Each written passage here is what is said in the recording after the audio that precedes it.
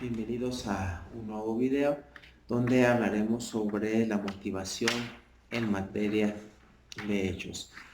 En el video anterior analizamos la tipología o los modelos de motivación, enfocándonos a la motivación en materia de derecho, y el día de hoy nos abocaremos a la motivación en materia de hechos.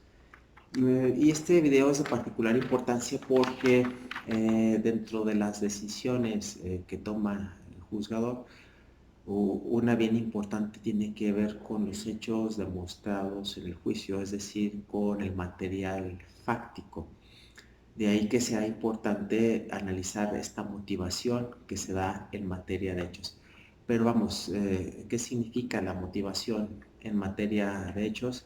El autor italiano Michele Tarufo nos indica que significa explicitar el razonamiento que permite atribuir una eficacia determinada a cada medio de prueba, es decir, hacer expresos los razonamientos a partir del análisis del material probatorio sobre la base, y sobre esa base fundamentar la elección a favor de una hipótesis. Y esa hipótesis, nos señala Tarufo, no tiene un grado de certeza elevado, sino más bien tiene un grado de confirmación lógica más elevado. Es decir, en este sentido no hablamos de verdades o certezas absolutas, sino que el material probatorio que se ofrece y se aporta en un juicio permite concluir al juzgador sobre una verdad que se plasma en los autos del juicio, en los elementos aportados en el juicio de acuerdo a un grado de confirmación lógica. Y esto incluye que se elija el más elevado, el que tenga más probabilidades de resistir a algunos embates o algunos cuestionamientos que se le puedan hacer en alguna instancia posterior.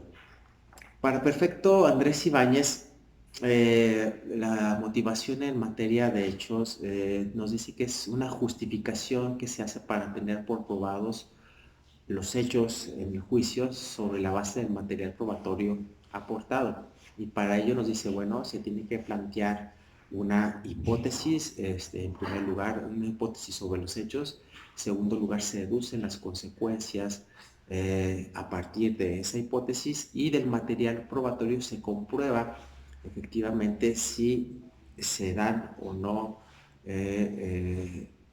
los elementos necesarios para tener por confirmada esa hipótesis en materia de hechos. Esto es lo que concierne al significado de la motivación en materia de hechos, y pasamos ahora a las funciones. ¿Qué funciones cumple la motivación en materia de hechos? Marina Gascón nos señala que cumple dos funciones, una función extraprocesal y una función endoprocesal. En cuanto a la función extraprocesal, bueno, pues posibilita el control externo de la resolución, y también tiene una dimensión de carácter pedagógico de una explicación racional de la decisión. Por eso lo extraprocesal, porque a partir del conocimiento de las razones que llevaron a tener por confirmada una hipótesis de carácter fáctico, bueno, pues esto ya posibilita el control racional de la decisión, y además tiene el carácter pedagógico porque da a conocer los elementos sobre los cuales se está tomando la decisión de carácter fáctico. Y una función endoprocesal, es decir, hacia adentro del proceso. ¿Por qué? Porque facilita el control interno de la resolución, garantizando la actuación racional del poder. Ahora veamos, ¿cuáles son las etapas de la motivación en materia de hechos? En materia de hechos se tienen que analizar en primer lugar cada una de las afirmaciones de hechos realizadas por las partes, en función también de un análisis individual de cada uno de los elementos de prueba ofrecidos y aportados en el juicio. Después se hace una valoración de las pruebas en relación con cada hipótesis sobre los hechos presentada. Es decir, la valoración de la prueba tiene que ser también de una manera individual. En un tercer paso se tiene que hacer explícita la razón, el razonamiento inferencial que justifique el paso del 1 al 2, es decir, se tiene que justificar por qué razones pasamos de una afirmación, valoración y la conclusión a la que llegamos para a partir de ahí formular una sola hipótesis sobre los hechos sucedidos en el caso y pasar a su posterior justificación. Esto es un procedimiento complejo porque generalmente la práctica nos indica que no se hace un análisis individualizado, detallado de cada una de las afirmaciones realizadas por las partes en el juicio, ni se hace una valoración individual, concreta, de cada uno de los elementos de prueba aportados y a partir de ahí se extraen o extraer las conclusiones. Pasando a otro punto, en cuanto a los requisitos de la motivación en materia de hechos, Marina Gascón también nos revela, nos hace énfasis en algunos requisitos que tiene que cumplir esta motivación en materia de hechos. En primer lugar, bueno, hay que dar las razones que permitan sostener como correcta la decisión fáctica. No puede haber una decisión de carácter fáctico, de carácter probatorio, sin las razones correspondientes. Dos, tenemos que hacer explícitas las pruebas usadas en el razonamiento, es decir, tenemos que decir a partir de qué pruebas llegamos a la conclusión de que se está dando una afirmación de carácter fáctico o la tenemos por probada. También todas las pruebas requieren justificación, es decir, si estamos empleando ya sea una prueba confesional, una prueba testimonial o una prueba pericial, pues tenemos que justificar el empleo de esas pruebas y a partir de las pruebas extraer las conclusiones que traten de demostrar la hipótesis fáctica que el juez está tratando de sostener dentro de un juicio.